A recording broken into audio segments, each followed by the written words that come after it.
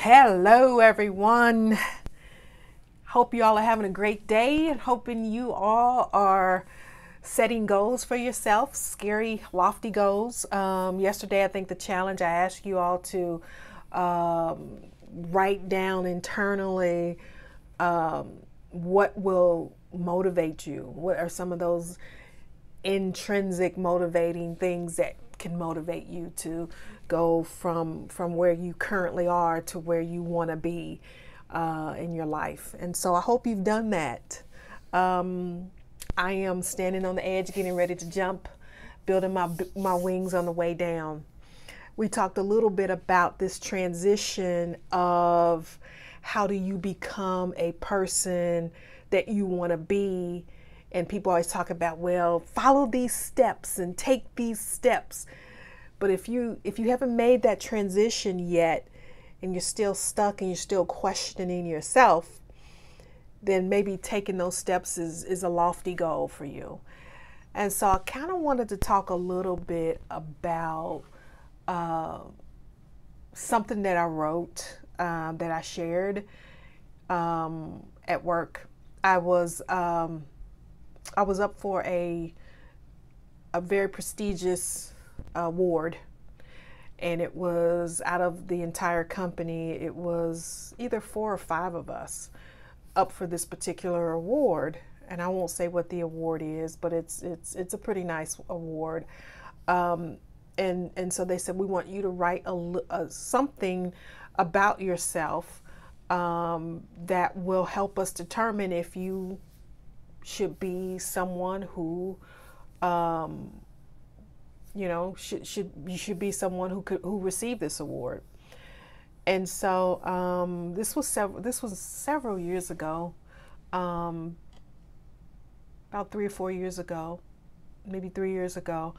And I wrote and I shared something that I was never going to share. I shared a story about myself that I never ever would have shared beforehand.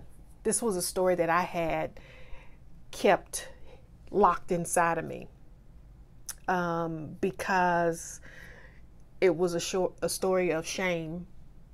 It was a story of struggle. It was a story of strife. And so I'm going to read to you what I wrote. I didn't get the award, but I was runner-up for this particular award. And it says, state the reason why you should be selected for this recognition at this particular company. And so this is what I wrote. And I'll tell y'all after I read this why I'm sharing this with you. There have been many defining moments in my life, but there was one such moment that stands out for me the most. This is the moment where I overcame my fears and self-doubt. I was never a good student in high school, so I had no aspiration of going off to college. I worked at different jobs for several years after high school, and I struggled to find my way. I saw my situation as very discouraging, but I always knew deep down inside that there was something better for me, and that education was my way to a better future. I decided to go to college, but I failed miserably in my first year. I flunked out after my first year and continued to work full-time jobs for several years. My struggles continued and got worse. And by that time, I was a single mother of a son. I was scared, I was heartbroken, and I was uneducated. I was determined, though, to find a way to go back to school. And this time I said to myself, I am not going to fail. I knew that overcoming self-doubt and by doing my best and being my best, that I would be an inspiration to myself, my son, and anybody else who was watching me. I wanted to be a living, breathing example that anything is possible. In this defining moment, I decided that I would attend college the second time around, but this time I was determined not to fail. I received public assistance, but I continued working several part-time jobs as well as carry a full-time course load while attending college. I also cleaned the apartment complex where me and my son and I lived for reduced rent because it was a safe, clean, and quiet environment for us to live. It took me longer than 4 years to obtain my college degree, but what I knew then, and certainly know now, is that I could not have done any of this without the encouragement and support of my family and my friends. It certainly takes a village, and we are not alone. During this time, I volunteered for several organizations on my campus and in the community, including Circle of Sight, the SNTA, Me5Me, where I mentored freshmen. I also did Habitat for Humanity. It is my passion to be a shining example of support and encouragement, and to help other young people along the way reach their goals, just as I was helped along my way. And so that was my story, and I wanted to share that story with you because of this video that I posted yesterday of people sharing their successes, but not necessarily sharing that thing that they do to transition to become a success, you know. And it happens between the ears, the mind. And where do you have to be? Who do you have to become in order to, you know, be the person that you want to be? My particular goal back in those lean years was to go to college and graduate. And it took me a long time. I was working several part-time jobs. I was receiving public assistance, and I was going to school full-time, and I did that for many, many years. It took me longer than 4 years. But I was a full-time student, worked several part-time jobs, and decided that this is what I wanted to do with my life, was to become educated and to get a good job so I can take care of my son. I did it for 2 reasons. For that reason, and then also I wanted to be a good example for him. And you know, that was another part of that. And so there was a moment where I was so afraid to go to college because I had never been a great student in high school. I had flunked out the very first time I tried. And so I'm sitting at my mom's house saying I want to go to school, but I was so scared to tell anybody because I didn't want anybody to say, oh, look at you. You did it before. Okay. You know, and nobody said that. No one, of course, said that to me. But I was so afraid to take that leap of going back to school when I had never been a good student before. How dare me think I could do that? And so I did it. And yes, it took me a little longer to accomplish that goal. But what I'm saying is that anything is possible for us, you know. And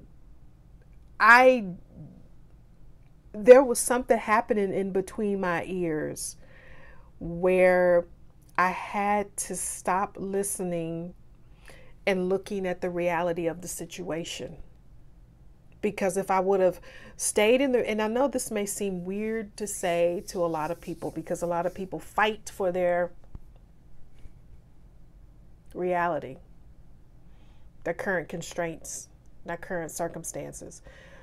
These are the facts and these are how things are. But see, for me, I said, yeah, these are the facts, but I have a dream of becoming something different from what is my current situation. And so I had to stop looking at that current situation and aspire to loftier goals for myself. And this is the purpose of this video vlog because, you know, I'm not necessarily telling you this story The purpose of me telling you this story is to tell you that if you are at a place where you feel like you're stuck and you can't do it, I want to tell you, yes, you can do it. And